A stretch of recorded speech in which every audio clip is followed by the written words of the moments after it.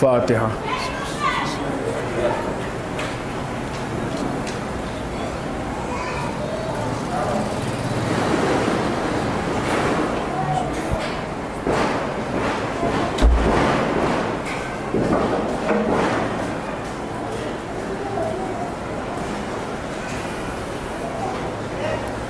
رب اعوذ بک من همزات الشیاطین واعوذ بک رب ان یحضرون۔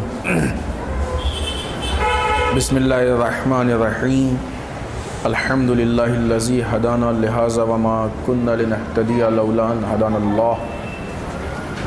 لقد جاءت رسل ربنا بالحق والصلاة والسلام علی سید اسلم ما فی الوجود سر اللہ کل موجود نقطۃ دائرۃ الوجود صاحب لواء الحمد والمقام المحمود سید عین المجدد والمصطفى الامجد وابی القاسم محمد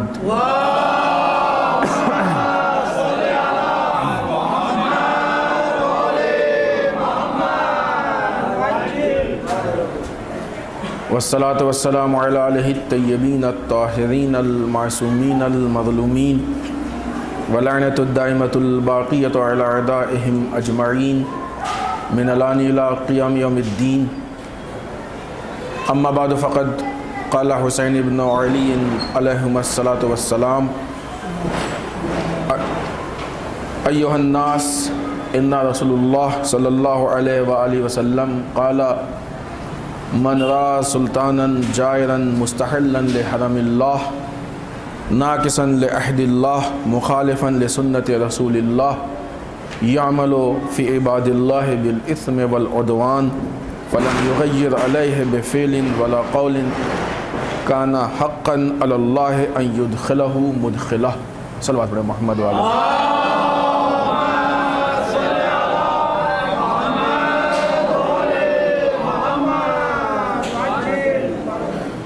سرکار سید الشہداء کا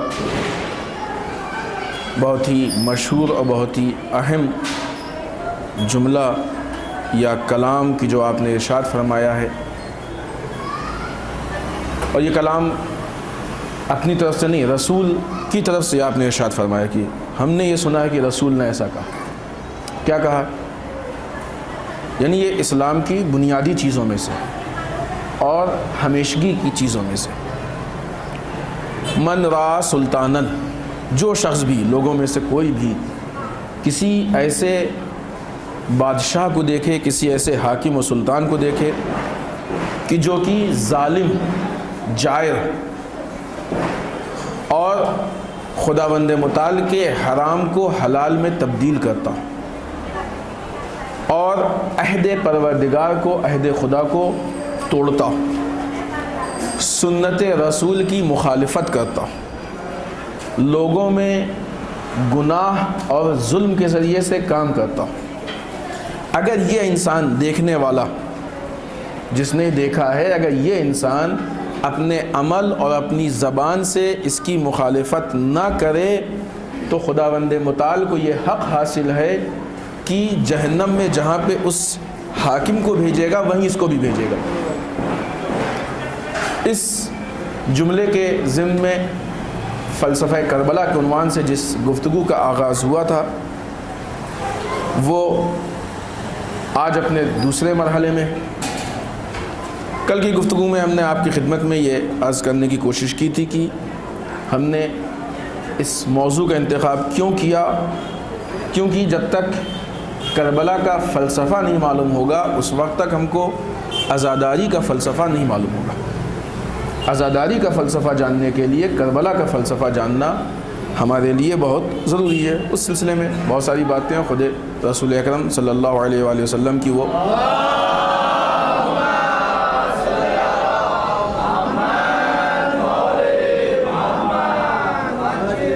روایت بھی ہم نے آپ کی خدمت میں عرض کی جس میں انہوں نے آنے والے زمانے کے حساب سے خبر دی تھی اور 3 الگ الگ مرحلے میں زمانے کی خرابی کی طرف متوجہ کیا تھا۔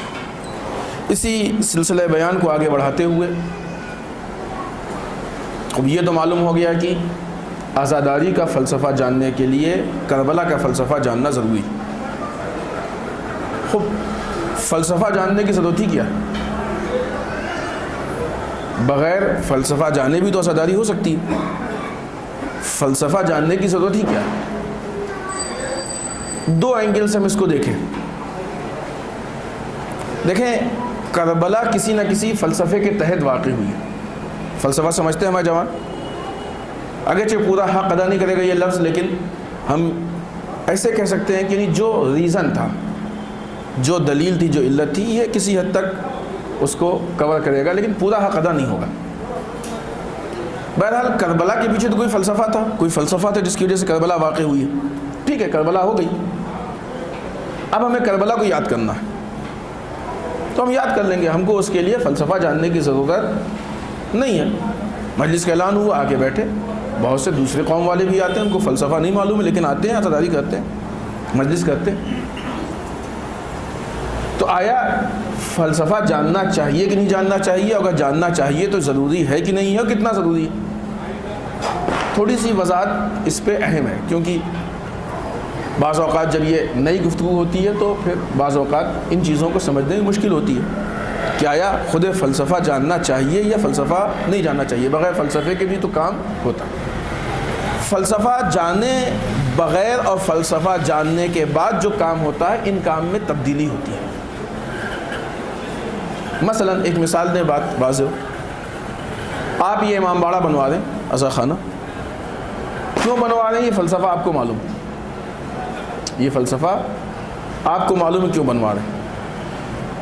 اس لیے کہ چونکہ آپ کو فلسفہ معلوم ہے کیوں بنوا رہے ہیں، اس لیے آپ اس میں محنت بھی کر رہے ہیں، دن و رات کام بھی کر رہے ہیں، اور کام کے ساتھ ساتھ جیب سے خرچ بھی کر رہے ہیں. آپ اس کا کوئی اجر نہیں لے رہے ہیں، مزدوری لے رہے ہیں؟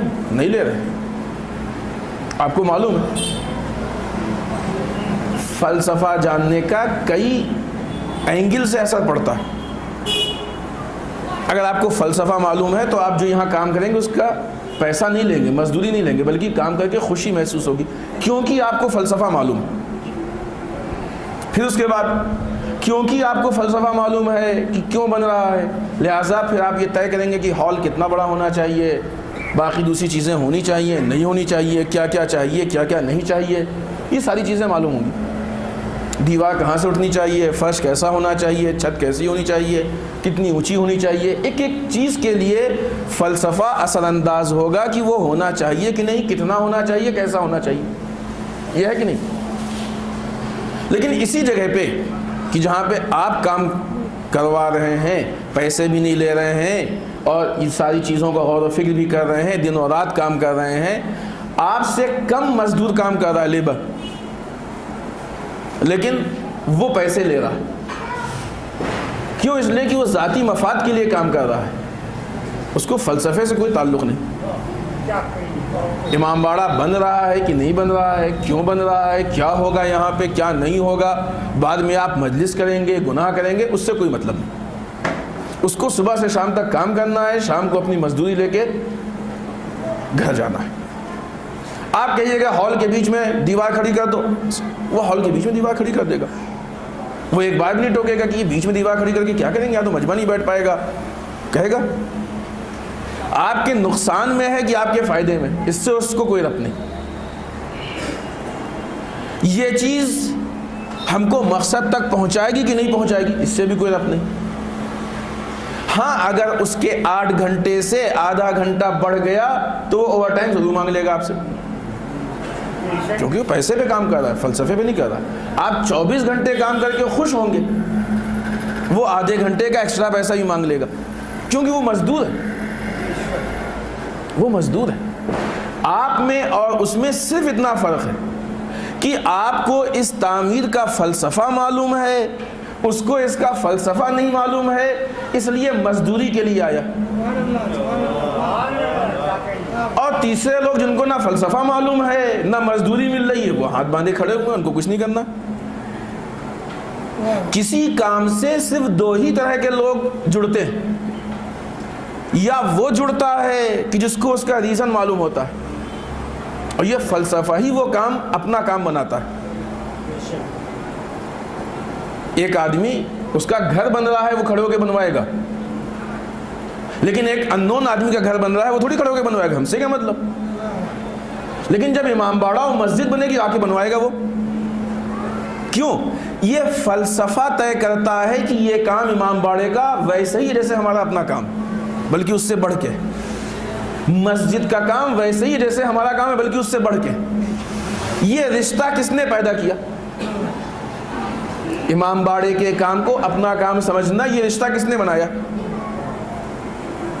یہ فلسفہ اگر نہیں معلوم تھا تو نہیں ہو سکتا تھا. مسجد کے کام کو، مجلس کے کام کو اپنا کام سمجھنا، یہ رشتہ کس نے بنایا؟ اپنا کام سمجھنا یہ فلسفے نے بنایا. جب ہم کو فلسفہ معلوم ہوا تو ہم نے اس کام کو اپنا سمجھ لیا. جب تک فلسفہ نہیں معلوم تھا تب یا تو ہم تماشائی بن کے دیکھیں گے یا مزدوری کی بنیاد پہ. بات مزدوری کی نہیں ہے، ٹھیکیدار بھی آئے گا تو پیسہ لے گا، انجینئر بھی آئے گا تو وہ پیسہ لے گا، جو بھی آئے گا پیسے پہ کام کرے گا.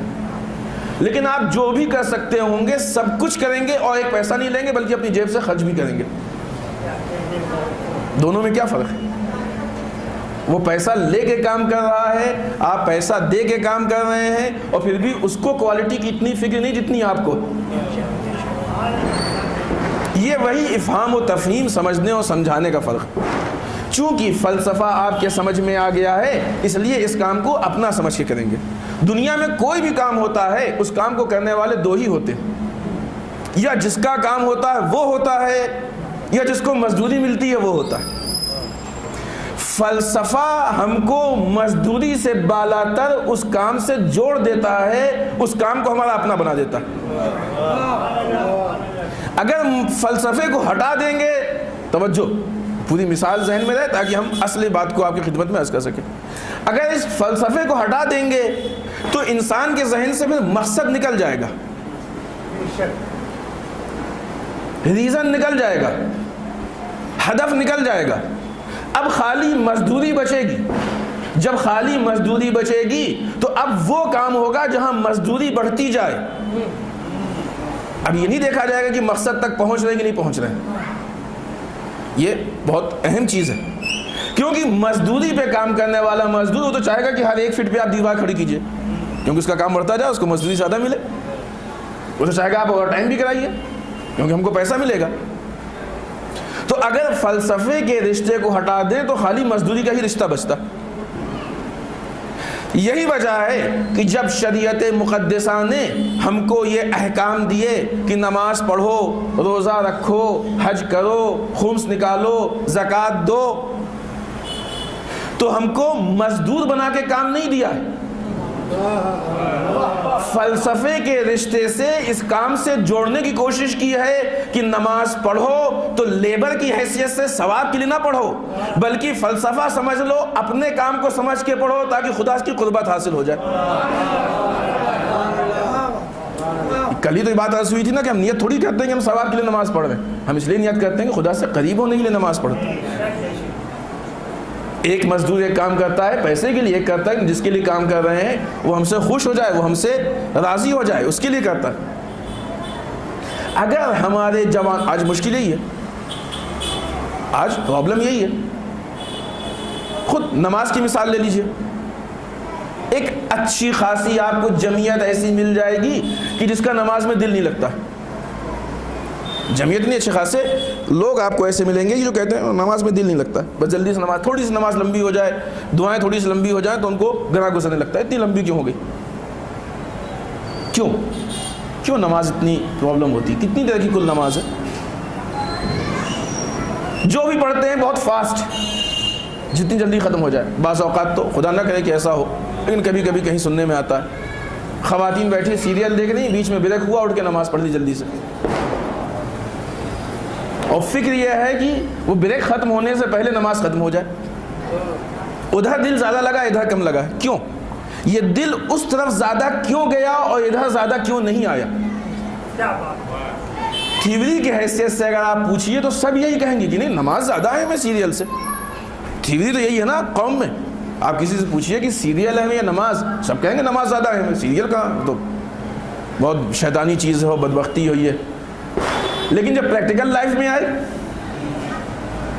تو نماز لیٹ بھی ہو سکتی ہے، جلدی بھی ہو سکتی ہے، آگے پیچھے بھی ہو سکتی ہے، لیکن وہ اسی ٹائم پہ اپنے چلے گا. یہ پریکٹیکل لائف ہے. کیوں؟ اس لیے کہ اکثریت بعنوان صلوات پڑھے محمد والے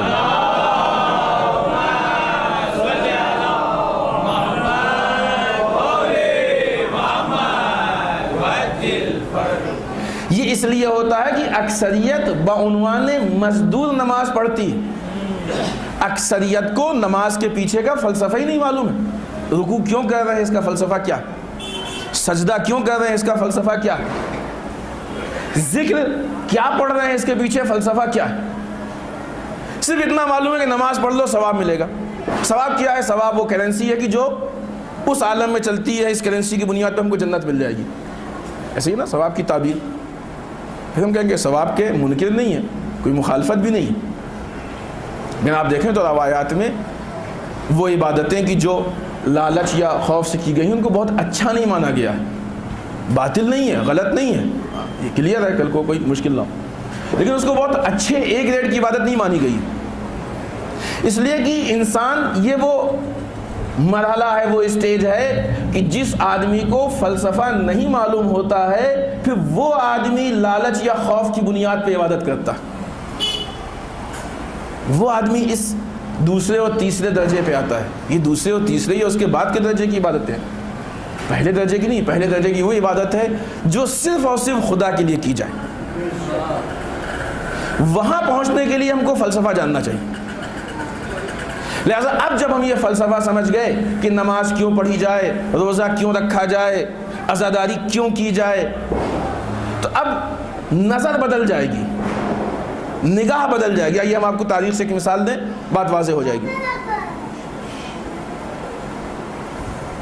آپ خود بتائیے, ایک آدمی سو رہا ہے اور ایک آدمی نماز پڑھ رہا ہے, کون زیادہ اچھا کام کر رہا ہے؟ نماز. کیوں؟ اس لیے کہ نماز کا ثواب ہے, سونے کا نہیں. یہ ہو گئی جو ایک عام, اور حقیقت ہی ہے, اس سے کوئی انکار بھی نہیں. یہ وہ عام بات ہو گئی کہ جو ایک نارمل حیثیت سے ہر آدمی فیصلہ لے سکتا ہے. لیکن جس آدمی کو صرف ثواب کا معیار معلوم ہے اور صرف ثواب کا راستہ معلوم ہے, وہ آدمی اس فیصلے سے آگے نہیں بڑھ سکتا. لیکن تاریخ اسلام میں ایک ایسا وقت بھی آیا کہ جب کہ وہ علی ابن ابی طالب جو راتوں کو جاگ جاگ کے نماز پڑھا کرتے تھے, ایک رات نماز چھوڑ کے سوئے. کیوں سوئے مولا آپ؟ نماز میں ثواب ہے, سونے میں کون سا ثواب؟ جب ثواب کے معیار پہ کام ہوتا ہے تو مزدوری کا کام ہوتا ہے, پھر فلسفے والا کام نہیں ہوتا, پھر اپنا کام نہیں ہوتا. اگر نعوذ باللہ امام علی اس مزدوری اور ثواب کی بنیاد پہ کرتے تو رسول سے جواب دے دیتے کہ رسول اب آپ جانا ہو جائیے, کسی کو لٹا دیجئے, سونے کا کام تو کوئی بھی کر سکتا ہے, ہمیں اپنی نمازیں پڑھنی ہے, ایک رات کی نمازیں کم ہو جائیں گی. لیکن چونکہ امام علی علیہ السلام کو سونے کا فلسفہ معلوم تھا کہ ہمارے اس ایک رات کے سو جانے سے دین کو کیا فائدہ ہونے والا ہے, اس لیے کوئی عذر نہیں, کوئی بات نہیں, صرف اتنا سوال کہ کیا ہمارے سو جانے سے آپ کی جان, سو گئے. فرق ہے دونوں کا. جہاں ثواب کے لیے کام ہوتا ہے انسان ثواب کے لیے, وہاں پہ پھر وہ مل کے ختم ہو گیا. لیکن جب انسان اس ثواب کے دائرے سے نکل کے صرف اللہ کے لیے کام کرتا ہے تو خدا کے یہاں بھی اس کا اجر ایک الگ انداز کا ہوتا ہے. جب اللہ کے لیے سوئے, خدا کے لیے سوئے, تو خدا نے کہا کہ تو ہمارے لیے اپنی جان کو قربان کرنے پہ تیار ہو تو نہ صحیح کہ ہم بھی آج اپنی مرضی تمہارے ہاتھ دے دیں گے اور تمہارا نفس ہم خرید لیں گے. یہ خود ہمیں اس پہ گفتگو نہیں کرنی ہے, ایک تفصیلی چیز ہے, لیکن بات آئی تو صرف اشارے میں کہتے چلیں. کبھی ہجرت پہ تفصیل سے گفتگو ہوئی تو ہم اس کو عرض کریں گے کہ یہ وہ معاملہ ہے جس میں دونوں میں فائدہ ہے. ایسا نہیں ہے کہ نفس دیا, جیسے ہم لوگ معاملہ کہتے ہیں نا, پیسہ دے کے سامان لیا تو پیسہ دینا نقصان تھا, لیکن سامان مل گیا تو معاملہ ہو گیا, اچھا ہو گیا, اور سامان اگر اچھا لے لیا یا زیادہ قیمتی مل گیا تو فائدے میں رہے. تو ایسا نہیں کہ امام علی نے مثلا نفس کو اپنے خرچ کیا اور اس کے عوض میں خدا کی مرضی لی تو وہ فائدہ ہے, نہیں. خود نفس کا خدا کے پاس چلا جانا بھی فائدہ مند ہے، خدا کی مرضی کا حاصل ہو جانا بھی فائدہ مند ہے۔ یہ دونوں چیزیں، اور یہ ہماری ذمہ داری ہے کہ ہم اس بات کی کوشش کریں کہ ہمارا نفس خدا کے حوالے ہو جائے، اور اس بات کی کوشش کریں کہ ہم خدا کو اتنا راضی کریں کہ خدا کی مرضی مل جائے، خدا ہم سے راضی ہو جائے۔ نفس کا خدا کے حوالے ہونا یہ ولایت کا عملی ثبوت ہے، مرضی کا مل جانا اس ولایت کے قبول ہو جانے کا نتیجہ ہے۔ تو یہ تفصیلی چیز ہے، کبھی اس موضوع پہ گفتگو ہوئی تو ہم آپ کی خدمت میں عرض کریں گے۔ لہذا فلسفہ جان کے کام ہو، بغیر فلسفہ جانے تو فرق ہوتا ہے۔ عزاداری شاید اس میں آ کے یہ مسئلہ اور اہم ہے، عزاداری کے میدان میں آ کے شاید یہ مسئلہ اور اہم ہے، کیونکہ نماز، روزہ، حج، زکوٰۃ، ان چیزوں میں ساری چیزیں معلوم ہم کو کہ یہ واجبات ہیں، ان کو ہم کم نہیں کر سکتے، یہ حرام ہے، اس کو ہم ایڈ نہیں کر سکتے، یہ مستحبات ہیں، واجبات سے بڑھ کے ان مستحبات کو انجام دینا ہے، اور بعض ایسے مستحبات ہیں یا تعقیبات وغیرہ جن کو ہم چاہیں تو ایڈ کر لیں اور نہیں چاہیں تو نہیں ایڈ کریں۔ یہ کچھ کیٹیگریز ہیں، اس کے آگے کوئی نہیں جاتا ہے۔ کبھی سنا آپ نے کہ مثلا کہیں نماز میں ایک رکعت میں 2 کی جگہ 3 سجدہ ایڈ کر لیا، ایک اور ایڈ کر لیا گیا، یہ کچھ کم کر دیا گیا، جلدی ایک سجدہ کم کر دو، نہیں، جو دائرہ ہے اس دائرے کے اندر ہی رہنا۔ بہت آپ کو اگر نماز مختصر کرنی ہے تو مستحبات ہی چھوڑ سکتے ہیں، واجبات میں کمی نہیں کر سکتے، اور بہت بڑھانا ہے تو ایک لیمٹ ہے بڑھانے کی، اس کے آگے آپ اپنی مرضی سے ایڈ نہیں کر سکتے۔ سجدے میں مستحبات میں اضافہ تو ہو سکتا ہے جو، لیکن 2 کے 3 سجدے نہیں ہو سکتے۔ لیکن اس کی بنسبت عزاداری میں تھوڑا سا میدان کھلا ہوا ہے، باوجود اس کے کہ عزاداری خود عبادت ہے، عزاداری میں تھوڑا سا میدان کھلا ہوا ہے، اور اس تھوڑے سے کھلنے کا زیادہ فائدہ اٹھایا گیا۔ نتیجہ کیا ہوا کہ بہت ساری چیزیں عزاداری میں ایڈ ہوتی گئیں، اور جب ایڈ ہونے کا سلسلہ شروع ہوا تو بعض اوقات وہ چیزیں کہ جس سے بچنے کے لیے یہ قربانی دی گئی تھی وہ بھی ایڈ ہونے لگی۔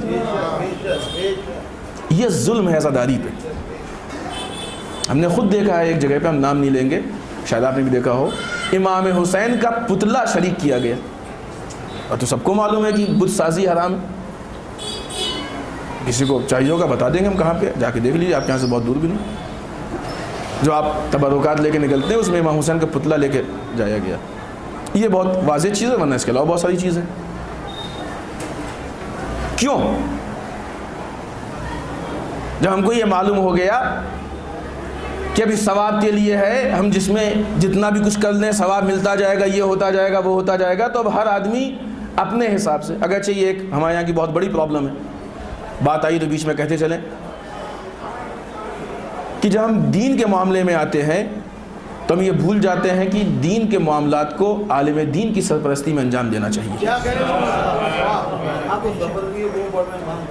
اور اس کا نتیجہ جب یہ بھول جاتے ہیں، نتیجہ یہ ہوتا ہے کہ پھر ہم اپنی وادی اور اپنی حیثیت سے باہر نکل جاتے ہیں۔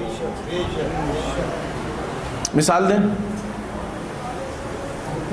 خدا توفیق دے ہماری قوم کو کہ ہم کچھ اس طرح کے بھی رفاہی کام کریں کہ جس کا اسلام نے بھی کہا جس کے لیے اور ضرورت بھی ہے، مثلا ہاسپٹل، چینلز، دوسری چیزیں، بالفرض ایک ہاسپٹل بنایا،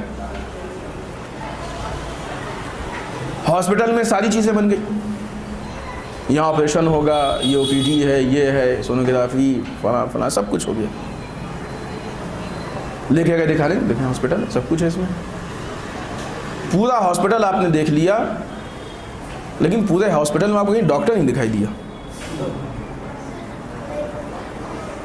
یہ کیا بھائی، ہاسپٹل تو ہے، ڈاکٹر نہیں اس میں، اور ڈاکٹر کی ضرورت ہی کیا اتنی،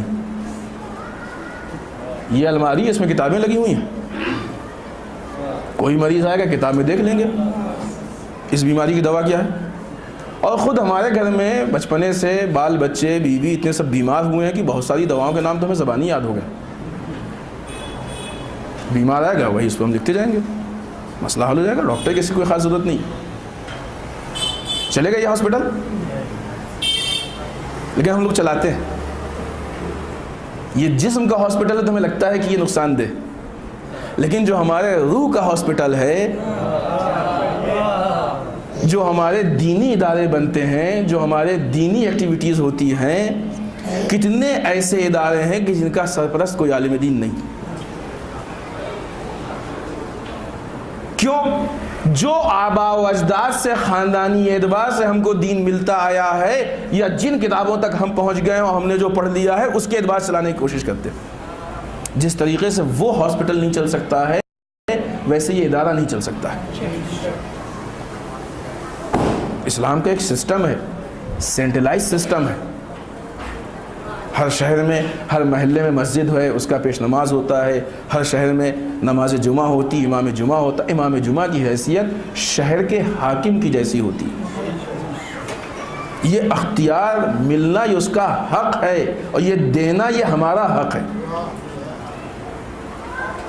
لیکن ان سارے سسٹم کے باوجود یہ سارے کام یتیمی میں ہوتے ہیں. یتیمی تو ہوگی نا جب کسی کے سرپرست نہ ہو. اب جب یہ کام یتیمی میں ہوتے ہیں اور بغیر سرپرستی کے ہوتے ہیں تو پھر مشکلات ایجاد ہوتی ہیں، کیونکہ ہم کو بہت ساری چیزیں نہیں معلوم ہیں کہ اس کا ری ایکشن کیا ہونے والا ہے، اس کا نتیجہ کیا نکلنے والا ہے. لہذا اب آئیے جو گفتگو چل رہی تھی کہ خود عزاداری میں فلسفہ جاننا زیادہ ضروری ہے، اس لیے کہ اس میں بہت ساری چیزیں داخل ہو رہی ہیں.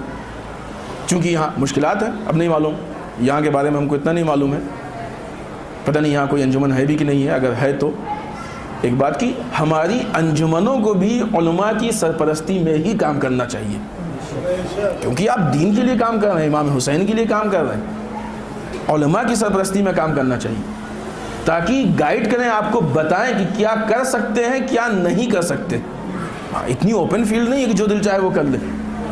ہر چیز ہر جگہ کے لیے ایک قانون ہے، ایک رول ہے، ایک اصول ہے جس کے تحت طے ہوتا ہے کہ یہ ہمارے لیے الاؤ ہے اور یہ الاؤ نہیں ہے، اس سے روکا گیا. لہذا ہم کو یہ طے ہونا چاہیے. اب جب ہم عزاداری میں آتے ہیں تو بہت اوپن جاتے ہیں، بہت ہی اوپن جاتے ہیں. کلچر بھی اس میں شامل ہو جاتا ہے، رسومات بھی شامل ہو جاتی ہیں، کہیں بھی کچھ بھی. اور ایک آج کل فیشن ہو گیا ہے، کچھ نیا دیکھ لیا تو فوراً اس کو ایڈ کرنے کی کوشش کرتے ہیں. جب تک معاملہ ثواب تک محدود رہے گا تو واقعی یہ ساری چیزیں بہت شوق سے ایڈ کی جائیں گی کہ جہاں کر رہے ہیں یہ بھی کر لو، ثواب میں اور اضافہ ہو جائے گا. لیکن جب معاملہ ثواب سے آگے نکل کے فلسفے پہ آئے گا تو مقصد نگاہوں کے سامنے آئے گا. پھر یہ سوچیں گے کہ آیا اس چیز کو ایڈ کرنے سے مقصد مل رہا ہے یا مقصد فوت ہو رہا ہے.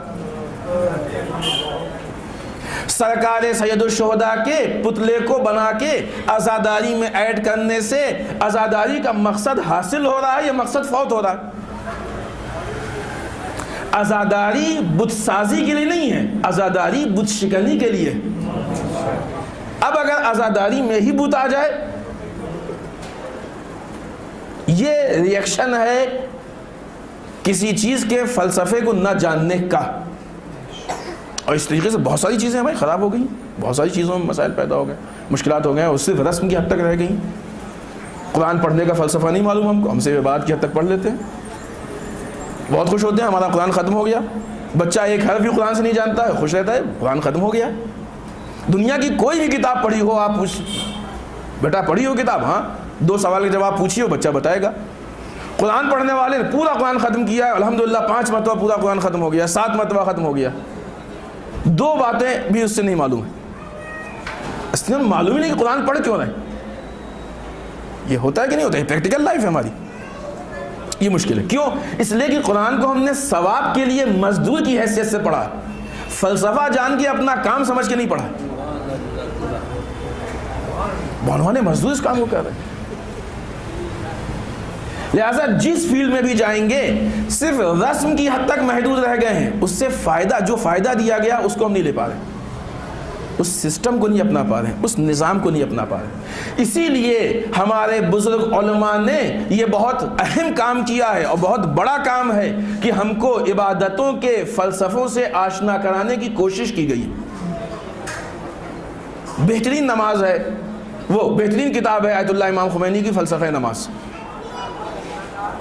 یا دوسرے علماء نے بھی اس موضوع پہ یا اس طرح سے دوسری چیزوں پہ لکھی ہے. یہ ہم نے اس لیے ذکر کیا کہ ظاہراً ہمارے خیال سے اس کا انگلش میں ترجمہ ہو چکا ہے. اگر آپ کے سامنے آئے تو پڑھیے اس کو تاکہ آپ کو معلوم ہو کہ نماز کا فلسفہ کیا. اور پھر اس فلسفے کو، یعنی یہ روزمرہ کی چیز ہے، خود آپ کو احساس ہوگا. اس فلسفے کو جاننے کے بعد پھر آپ دیکھیے گا کہ آپ کی خود نماز آپ کو تبدیل لگے گی، خود نماز تبدیل لگے گی. ایک مصرع عرض کریں تو شاید آپ کو سمجھ میں آ جائے فرق کیا ہوتا ہے. ایک ہی نماز ہے لیکن مزدور کی نماز اور ہوتی ہے اور مقصد جاننے والے کی اور ہوتی ہے. ڈاکٹر اقبال نے اس بات کو ایک مصرعے میں کہا ہے کہ ملا کی اذان اور ہے، مجاہد کی اذان اور. لگتا ہے یہاں ملا سے مراد اس ٹائپ کے لوگ ہیں. یعنی کیا مطلب؟ ایک بار اللہ اکبر اس لیے کہا گیا کہ اللہ اکبر کہو تو اتنا ثواب ملے گا. ایک بار اللہ اکبر کہا گیا تو اللہ اکبر کے پیچھے جو ریزن ہے، جو فلسفہ ہے، اس کو سمجھ کے کہا گیا. اگر ہماری قوم ان عبادتوں کے فلسفوں سے آشنا ہو جائے تو قومی حالات تبدیل ہونے میں وقت نہیں لگے گا. بہت تیزی سے پوری قوم تبدیل ہو جائے گی. پھر یہ مسجدیں، الحمدللہ آپ کے یہاں مسجد اتنی سونی بھی نہیں ہے، لیکن پھر جہاں یہ مسجدیں سونی جتنے لوگ نہیں ہیں یہ خود آئیں گے. پھر یہ قرآن رسومات میں نہیں ہوگا کہ مثلا کوئی سفر پہ جا رہا ہے تو سر کے اوپر کر دیا، ہوا دے دی، پانی پلا دیا. یہ قرآن کا یہ استعمال اس لیے ہے کہ اس کا فلسفہ نہیں معلوم ہم کو. ایسا نہیں معلوم نہیں قرآن ہمارے کیوں رکھا ہوا ہے. کسی جگہ پہ ہم نے ایک مثال دی تھی، آج دین کا استعمال ویسے ہی تقریباً. ایک صاحب نے ایک گاڑی خریدی، بہت اچھی گاڑی، نہیں معلوم، شاید آپ کے یہاں بھی کچھ مجلسیں پڑھی آپ کے یہاں یا کہیں اور. بہت اچھی گاڑی خریدی، لیٹسٹ ماڈل کی، بہت قیمتی. کسی نے آ کے پوچھا کہ بھائی وہ گاڑی آپ نے خریدی ہے کبھی آج تک چلاتے بھی نہیں دکھائی دی آپ، 1-2 مہینہ ہو گیا گاڑی خریدے ہوئے. کہاں وہ چلانے کے لیے تھوڑی لی ہم نے. پھر کس لیے لی ہے؟ کہ اس کا اے سی بہت اچھا چلتا ہے، رات میں اسی میں سوتے ہیں، بہت ٹھنڈی رہتی ہے، بہت مزہ آتا ہے سونے میں. ہنسی آئی نا آپ کے؟ گاڑی کا مصرف یہ نہیں ہے کہ اس کے اے سی سے فائدہ اٹھایا جائے. قرآن کا مصرف یہ نہیں کہ اس کی ہوا سے فائدہ اٹھایا جائے. عزاداری کا مصرف یہ نہیں ہے کہ یہاں پہ آ کے ثواب کمایا جائے. عزاداری کا استعمال یہ ہے کہ یہاں پہ آ کے احساس ذمہ داری پیدا ہو جائے. لہذا یہ کب ہوگا؟ یہ تبھی ہوگا اگر ہم کو علی والا بننا ہے تو علی کی طریقے سے عبادتوں کا فلسفہ جاننا ہوگا. تبھی پھر ہمارے اندر اتنی ہمت پیدا ہوگی کہ ایک وقت میں نماز کو چھوڑ کے سو سکے. یہ بصیرت پیدا ہوگی. جن لوگوں کو اطاعت اور عبادت کا فلسفہ نہیں معلوم تھا، ثواب کے اسیر تھے، وہ امام حسین کو جاتے ہوئے دیکھتے رہے لیکن حج میں مشغول رہے. جن کو اطاعت اور عبادت کا فلسفہ معلوم تھا انہوں نے حج کو چھوڑ دیا لیکن امام کے ساتھ کو نہیں چھوڑا. فلسفہ ہے پورا حج کے پیچھے. بغیر اس کے انسان اپنے صحیح عمل تک نہیں پہنچ سکتا ہے، ہر چیز کے پیچھے. لہذا اگر انسان کو کسی کام، کسی اطاعت، کسی عبادت کا فلسفہ نہیں معلوم ہے تو اس کی حیثیت وہاں پہ بہت زیادہ اگر ہے تو ایک ثواب کے مزدور کی جیسی ہے. اس سے آگے بڑھنا نہیں، اس کے امکان میں نہیں ہے، کیونکہ اس نے اپنے آپ کو پہنچایا نہیں ہے وہاں پہ. اب بغیر فلسفہ جانے تو آپ کسی کو بھی سمجھا دیجئے اور سکھا دیجئے، ہر آدمی اس طرح کا کام کر سکتا ہے اور ہر آدمی اس راستے پہ آگے بڑھ سکتا ہے. لہٰذا کسی بھی چیز کو جاننے، اب پڑھا لکھا زمانہ ہے، آج الحمدللہ جوانوں کے سوال بھی ہوتے ہیں، یہ کیوں کریں، ایسے کیوں ہے، اس کے پیچھے کیوں ہے. ان سارے سوالوں کے جوابات اسی فلسفے میں چھپے ہوئے کہ اس کام کے پیچھے اس کا ریزن کیا ہے، اس کا مقصد کیا ہے، کیوں انجام دیا جا رہا ہے، کس چیز کے تحت کیا جا رہا ہے. اگر ہم کو یہ معلوم ہو جائے کہ عزاداری کے پیچھے، اچھا فلسفہ نہ جاننے کا نقصان کیا، جب فلسفہ جاننا چاہیں گے تو پھر وہ باتیں کھل کے سامنے آئیں گی کہ امام حسین نے کیا کہا، جب مدینے سے نکلے تو کیا کہا، دربار میں کیا کہا، مکے میں کیا کہا، خطبہ مینا میں کیا کہا، خطبہ امر بالمعروف نہی عن المنکر میں کیا کہا، لوگوں کے بیچ میں کیا کہا، خود کے لشکر سے ملے کیا کہا. کیونکہ کربلا کا فلسفہ اس میں چھپا ہوا ہے. لیکن چونکہ فلسفہ نہیں معلوم ہے، صرف ایک ثواب کے، پھر کہیں گے بار بار کہا کہ ہم مخالف نہیں ہے ثواب کے، ان منکر بھی نہیں ہے ثواب کے، چاہیے ثواب، اچھی چیز ہے، لیکن مقصد نہیں ہے ثواب۔ مثال بھی دی تھی کل چائے کی، یہ چائے آپ کو ملتی ہے، آپ چائے پینے یہاں نہیں آئے ہیں، آپ مجلس کرنے آئیں گے تو چائے بھی ملے گی۔ یہی عزاداری کا حشر ہے، یہی دوسری عبادتوں کا حشر ہے۔ ہم ثواب کے لیے نہیں کرتے، ہم کرتے ہیں اللہ کے لیے ہیں، کریں گے تو ثواب بھی ملے گا۔ یہ خدا کا کام ہے، خدا طے کرے گا ثواب دینا ہے کہ نہیں دینا ہے، دینا ہے تو کتنا دینا ہے۔ یہ کیلکولیشن ہمارا کام نہیں ہے۔ جیسی ہماری نیت ہوگی، جیسا ہمارا خلوص ہوگا، جیسی ہماری عبادتوں کی کوالٹی ہوگی، اس حساب سے وہاں سب طے ہے، وہ سب ملے گا، آٹومیٹک سسٹم چل رہا ہے وہ، اس میں ہم کو فکر کرنے کی ضرورت نہیں ہے، خدا کا کام ہے، وہ اپنے ہاتھ میں نہ لیں ہم۔ لیکن جب ہم یہ جاننے کی کوشش کریں گے کہ کربلا کا فلسفہ کیا ہے، تو اس فلسفے کے وجہ سے پھر یہ معلوم ہوگا کہ امام حسین نے اپنے قیام کے لیے کیا کیا کہا۔ آج ہمارے جوان جا کے اپنا حساب لیں کہ اس سال عزاداری میں انہوں نے کتنی مجلسیں کی اور ان کو امام حسین کے کتنے جملے معلوم ہوئے۔ ضروری نہیں کہ عربی میں آپ کو یاد ہو، ہم سوچیں کہ آیا ہم کو امام حسین کے 10 جملے یاد ہیں، 5 جملے یاد، مطلب معلوم ہے کہ نہیں ہے۔ ہم عربی کے حفظ کی بات نہیں کر رہے ہیں، ہم علم کی بات کر رہے ہیں، اپنی زبان میں مفہوم الفاظ بھی نہیں، کیونکہ جب امام حسین کی بات معلوم ہوگی تبھی تو طے ہوگا کہ عزاداری کیا ہے، وہ کیسے ہے، وہ کس حد تک ہے۔ اگر ہم کو امام حسین کی باتیں نہیں معلوم، جناب زینب کا خطبہ نہیں معلوم، امام سجاد علیہ السلام کے خطبے نہیں معلوم، تو ہم کیسے پھر طے کر پائیں گے کہ عزاداری کیا ہے اور کہاں لے کے جانا چاہتی ہے؟ پھر اس کا ریئیکشن یہ ہوگا کہ ہم کو فلسفہ نہیں معلوم، لہذا عزاداری محدود ہو جائے گی ثواب کی حد تک۔ جب ثواب میں محدود ہو جائے گی، پھر ہر وہ کام ہوگا کہ جس کے بارے میں ہمارے پاس روایت ہے کہ یہ کرو ثواب ملے گا، پھر ہر وہ کام ہوگا کہ جس کے لیے ہمارے پاس روایت موجود ہے یہ کرو ثواب ملے گا۔ ہر چیز سے ثواب ہے، ہر چیز دینداری ہے، لیکن ہر چیز کا ہر جگہ موقع نہیں ہے۔ نماز میں بھی ہر جگہ ہر چیز نہیں پڑھ سکتے ہیں آپ، باوجود یہ کہ الگ سے آپ پڑھیں تو ثواب ملے گا۔ پھر ایک مثال لیں اسی میڈیکل لائن سے، شاید یہ بات اور واضح ہو جائے۔ خدا نخواستہ کوئی انسان بیمار پڑا، ڈاکٹر کے یہاں گیا، ڈاکٹر نے بیماری دیکھی، سب کچھ حال پوچھا، پوچھنے کے بعد پین اور پیپر لیا اور کچھ دوائیں لکھ دی، یہ دوا کھائیے گا انشاءاللہ ٹھیک ہو جائیے گا۔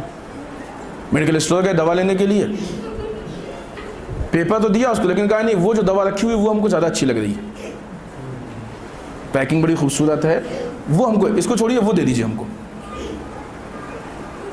کچھ میڈیکل اسٹور والے کو بھی لگا، اس نے کہا کہ یہ جو لکھی ہے تو لکھی ہے، لیکن یہ دوا جو ہے اس پہ اچھی اسکیم چل رہی ہے، یہ لے جائیے آپ، یہ بہت اچھی رہے گی۔ اتفاق کی بات یہ کہ نہ اس کا اس پرچے سے کوئی تعلق تھا، نہ اس کا اس پرچے سے کوئی تعلق، دوا دونوں ہے، دوا ایسا نہیں دوا نہیں۔ اب آپ دوا کھا رہے ہیں، نہ یہ کہ فائدہ نہیں ہوا، بعض اوقات ریئیکشن بھی ہو سکتا ہے، یا حداقل فائدہ تو نہیں ہوگا نا۔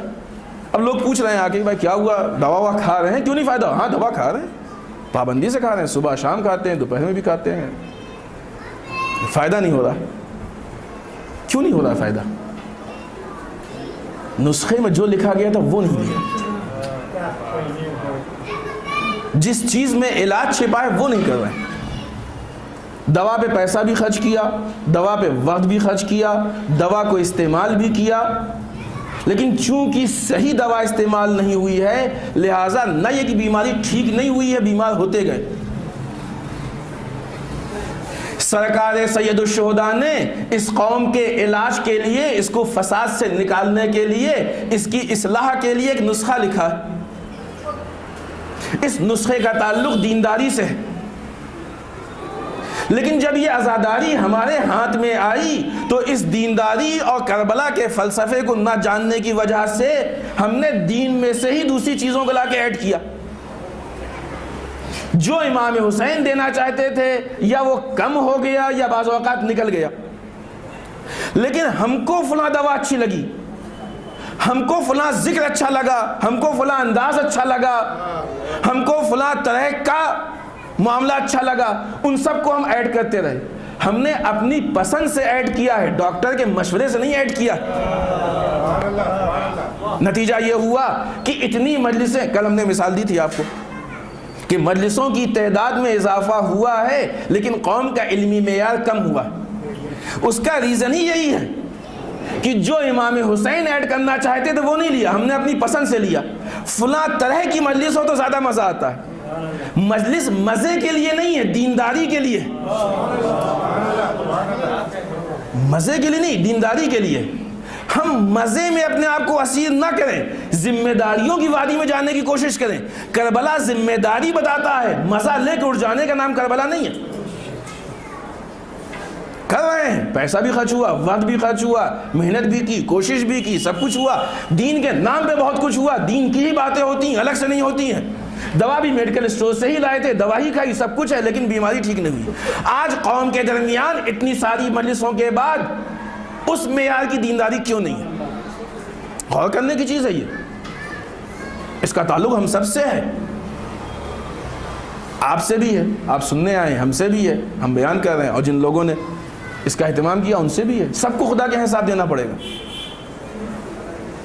اتنا سب کچھ کرنے کے بعد اس کا وہ نتیجہ کیوں نہیں مل پایا کہ جو عزاداری کا ہونا چاہیے؟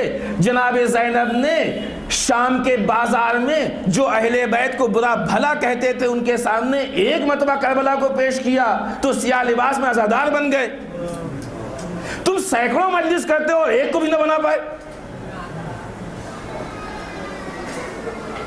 جناب زینب نے ہم کو یہی بتایا ہے، وہ پیش کرو جو معاشرے کی ضرورت ہے، وہ نہیں جو تمہیں اچھا لگتا ہے. اپنی پسند مت دو لوگوں کو، اپنی پسند مت تھوپو دین پہ. اس کا خدا کے یہاں جواب دینا پڑے گا. یہ مت دیکھو کہ ڈرائی ہے، لوگوں کو دلچسپی، یہ دیکھو کہ ضرورت کیا ہے لوگوں کی. اس لیے کہ عام طور سے دوائیں لوگوں کو اچھی نہیں لگتی ہیں، لیکن اگر معاشرہ بیمار ہو تو دوا دینے کی ضرورت ہے. بہت زیادہ گنجائش نہیں ہے. ایک آخری بات اور آپ کی زحمت تمام. معاشرے میں جو فساد ہوتا ہے، جو انحراف ہوتا ہے، دو طرح کا ہوتا ہے. انحراف، مشکلات دو طرح کی ہوتی ہیں. ایک انحراف ایسا ہوتا ہے کہ جس کی وجہ سے افراد خراب ہوتے ہیں، افراد کی عملی شکل خراب ہو جاتی ہے. اس کا معاشرے پہ اثر نہیں پڑتا ہے، سماج پہ اثر نہیں پڑتا ہے.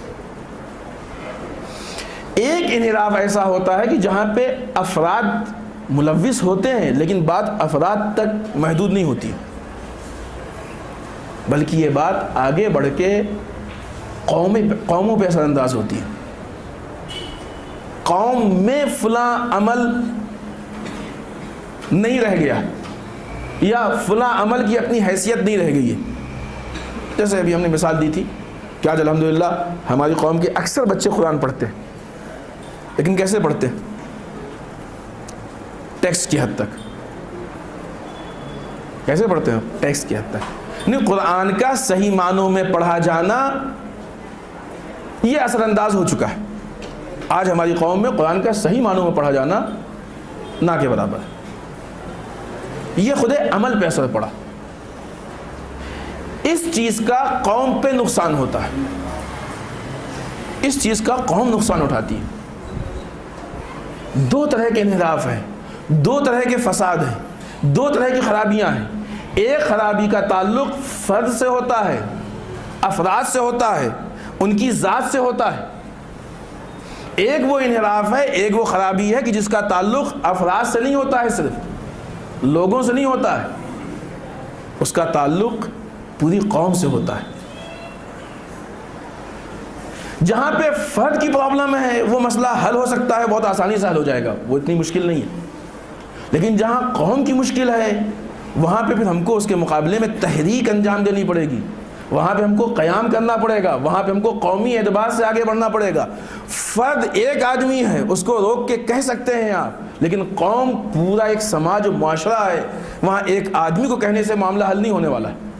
در واقع دیکھا جائے اگر قوم میں پرابلم نہیں ہے تو فرد میں پرابلم ہونا مشکل ہے، اور اگر ہے بھی تو زیادہ دیر باقی نہیں رہے گی. کیوں؟ اس لیے کہ قوم کو معلوم ہے کہ ہمارے لیے امر بالمعروف ہماری ذمہ داری ہے. نہیں عن المنکر ہماری ذمہ داری ہے. ان سارے اچھوں کے بیچ میں اگر ایک خراب نکل گیا تو سب ٹوک کے خود بخود صحیح کر لیں گے. تو قومی پرابلم تو ہو سکتا ہے پنپے ہی نا، شخصی پرابلم ہو سکتا ہے پنپے ہی نا، لیکن جب قومی پرابلم ہوتی ہے تو یہ بڑھتی جاتی ہے، یہ مشکل ہوتی جاتی ہے. امام حسین علیہ السلام کا قیام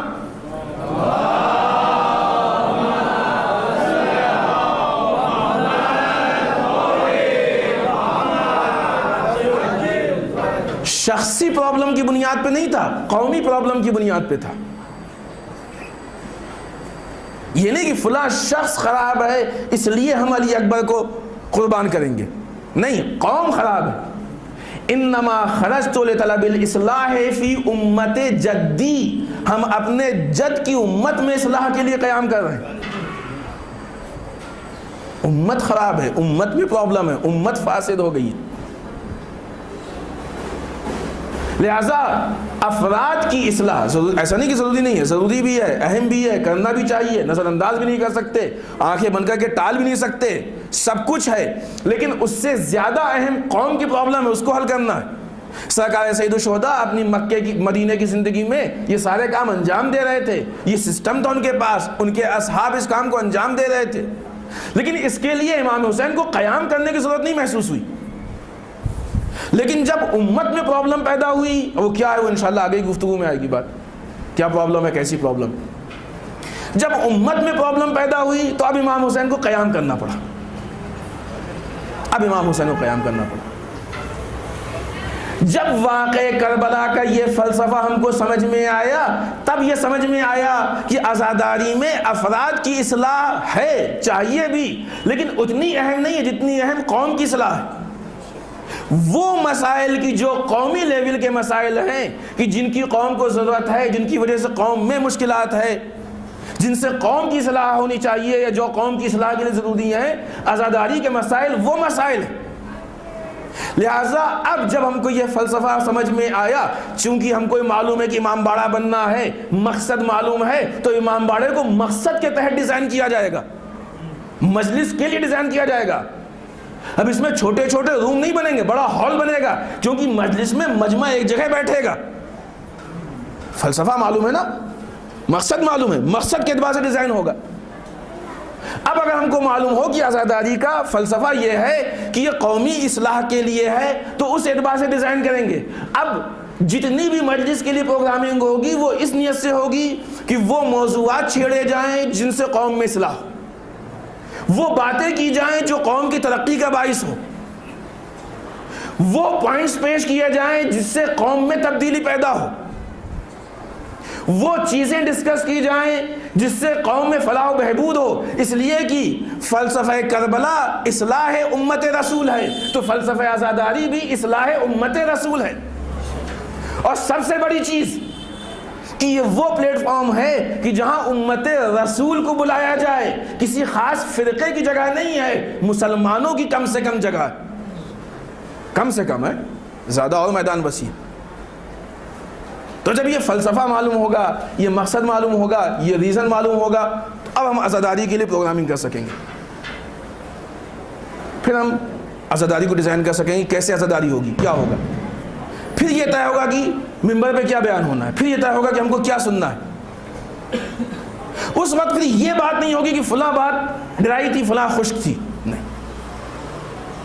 کیونکہ فلسفہ نگاہوں میں ہے، ذہن میں. اب مزہ لینے نہیں آئے ہیں، ایک مقصد کے تحت پروگرامنگ لینے آئے. جب آنے کی نیت یہ تھی کہ جا رہے ہیں وہاں پہ 1 گھنٹے بیٹھیں گے، مزیدار بات ہوگی، اور پھر یہاں مزیدار بات نہیں ہوئی تو یہ شکایت آئے گی کہ پھر مزہ نہیں آیا، ڈرائی تھی بات. لیکن جب گھر سے ہم نکلیں گے یہ سوچ کے کہ قومی مسائل پہ گفتگو ہوگی، قوم کے اصلاح کی بات ہوگی، قوم کی خرابیاں بتائی جائیں گی، خرابیوں سے بچنے کا راستہ بتایا جائے گا، ابھی بھی مزے کی نیت سے آئی نہیں تھی. اب یہ شکایت نہیں ہوگی کہ ہم کو مزہ نہیں آیا اور ڈرائی تھی بات، بلکہ ہم ایک مقصد کے تحت آئے تو اس مقصد کو لے کے جائیں گے. افسوس کی بات ہے کہ بعض اوقات ممبر پہ فردی مشکلات کا ذکر ہوتا ہے، یہ پڑھ لو، یہ ہو جائے گا، یہ پڑھ لو، ایسے مسئلہ حل ہو جائے گا. اس کے لیے امام حسین شہید ہوئے. عمل دینے کے لیے شہید ہوئے ہیں, جھاڑ پھونک دعا تعویذ کے لیے شہید ہوئے ہیں. اتنی قیمتی قربانی کو اتنی چھوٹی سی چیز میں کیش کیا جا رہا ہے اس کے لیے. بعض اوقات دین کا کارٹون ہو جاتا ہے, کسی ایک جہد کو بڑھا دیا گیا, دوسرے جہد کو چھوٹا, اسی کو کہتے ہیں نا کارٹون. فوٹو وہ ہے کہ جو متناسب ہو, جیسے آپ کے ناک کا ناک ہے ویسے بنا دیا. اور لیکن کارٹون کسے کہتے ہیں؟ اس پارٹ جو بھی آپ کے یہ پارٹ ہے, ان پارٹس میں سے کسی ایک کو بڑا کر دیں باقی کو چھوٹا کر دیں, اس کو کارٹون کہتے ہیں. اگر دین کے بیان میں, دین کے ذکر میں دین کے کسی پارٹ کو بڑا کر دیں باقی کو چھوٹا کر دیں تو دین کا کارٹون ہو گیا. مزے کے لیے کسی چیز کو بڑا کرنا پڑتا ہے, کسی کو چھوٹا کرنا پڑتا ہے, کیونکہ ٹیسٹ مل رہا ہے, ذائقہ مل رہا ہے, پبلک ڈیمانڈ ہے. یہ عرض کیا تھا ہم نے کل کی مجلس پبلک ڈیمانڈ کا نام نہیں ہے. اطاعت پروردگار, حکم رسول, راہ سید الشہداء کا نام مجلس ہے. اس کا بھی ہم کو حساب دینا پڑے گا. دامن وقت میں بس گنجائش نہیں, بات کو ختم کرتے ہیں, انشاءاللہ کل گفتگو یہیں سے آگے بڑھائیں گے. حد اقل ہم عزاداری کی اس ویلیو کو پہچانیں کہ اس کے لیے کیا قربان کیا گیا ہے اور اس قربانی کو ہم کس راستے میں کیش کرا رہے ہیں. یہ وہ عزاداری ہے کہ جس کے لیے زینب نے چادر قربان کی. چھوٹی چیز ہے. انسان کے پوری زندگی رونے کے لیے ایک جملہ کافی ہے. زینب اور بازار میں, زینب اور دربار میں. جناب زینب کی اس مصیبت کو آپ جناب حبیب کی نگاہ سے محسوس کیجئے, تب آپ کو محسوس ہوگا کہ جناب زینب کی چادر کی قربانی کتنی بڑی قربانی ہے. جس وقت جناب حبیب تشریف لائے اور ایک آواز خیموں کے اندر پہنچی, جناب زینب نے جناب فضہ کو بھیجا کہ فضہ جاؤ دیکھو یہ کیسی آواز آ رہی ہے. فضہ نے آ کے جواب دیا, بی بی مبارک ہو, آپ کے بھائی کے بچپن کے دوست حبیب بن مظاہر امام کی نصرت کے لیے آئے. اتنا سننا تھا کہ زینب نے کہا, ثانیہ زینب نے, جاؤ فضہ جا کے حبیب کو ہمارا سلام کہو. جب یہ سلام فضہ کی آواز میں جناب حبیب کے کان تک پہنچا ہے تو روایت میں جناب حبیب نے منہ پہ تماچے مارے, زمین پہ گرا لیا, خاک اڑانے لگے. ہائے یہ وقت آ گیا کہ اب آغا زادیاں غلاموں کو سلام کہلائیں. یہ عظمت زینب ہے کہ جو حبیب کو معلوم ہے, اے حبیب آج فضہ کی زبانی سلام آیا, آپ برداشت نہ کر پائے. آئیے ذرا کوفے اور شام کا منظر دیکھیے, زینب خود خطبہ کہہ رہی ہیں, تماشائیوں کا مجمع. یہ کم مصیبت نہیں. ایک روایت کے چند جملے اور آپ کی زحمت تمام. عزیزو, جب یہ قافلہ کوفے کے دروازے پہ پہنچا, شام ہو چکی تھی, قافلے کو روک دیا گیا کہ جب کوفہ سج جائے گا, دن نمودار ہو جائے گا, روشنی ہو جائے گی, تب قافلے کو اندر داخل کیا جائے گا. رات بھر یہ قافلہ کوفے کے باہر تھا, خیمے نصب کیے گئے, لیکن ان خیموں میں اہل حرم کو نہیں رکھا گیا. یہ عورتیں, یہ بیوائیں, یہ چھوٹے چھوٹے بچے جن میں یتیم بچے تھے, یہ یوں ہی زمین پہ پڑے رہے. خیموں میں وہ سپاہی تھے. جب یہ قافلہ رکا تو کوفے کے اندر سے کھانے کا سامان آیا, کھانا تقسیم ہوا, لیکن یہ کھانا کس کو دیا گیا؟ ان بچوں کو نہیں دیا گیا, ان عورتوں کو یہ کھانا پانی نہیں دیا گیا, ان سپاہیوں کو دیا گیا. ہاں عزیزو, وہ سپاہی کھاتے رہے, یہ بچے دیکھتے رہے کہ ہائے کھانا تقسیم ہو رہا ہے, ہمیں کوئی کھلانے والا نہیں. رات بھر یوں ہی کوفے کے دروازے پہ زینب پہ کیا گزری ہوگی. اے بابا, اسی کوفے میں بڑے احترام سے آتے تھے. زینب نے اس کوفے میں کتنوں کو درس دیا ہے. زینب اسی کوفے میں خلیفہ وقت کی بیٹی تھی. آج اتنا اہتمام کہ جب بازار سج جائے گا, جب دن نمودار ہو جائے گا, تماشائیوں کا مجمع ہو جائے گا, تب زینب اس کوفے میں داخل ہوں گی. انا للہ و انا الیہ راجعون. بذنب قضاہ و تسلیم اللہ. ایک اعلان کی گزارش کی گئی ہے کہ جن لوگوں کے ذہن میں کوئی سوال ہو, پین و پیپر آپ کو دیے جائیں گے, آپ سوال لکھ کے علی خوئی صاحب کو دے دیں. لاسٹ مجلس میں آپ کے سوالات کے جوابات دیے جائیں گے. اگر سوال اتنے ہوئے تو پوری مجلس صرف سوال جواب میں ہی ہوگی. اور آپ ازاز التماس کی سورہ فاتحہ تلاوت فرما کے مرحوم سید حاجی روشن علی، کلب علی، حبیب بیگم، افتخار علی، حبیب بیگم اختیار علی، حبیب بیگم اختیار علی، تمام مولانا کی ارواح کو ہدیہ فرمائیں۔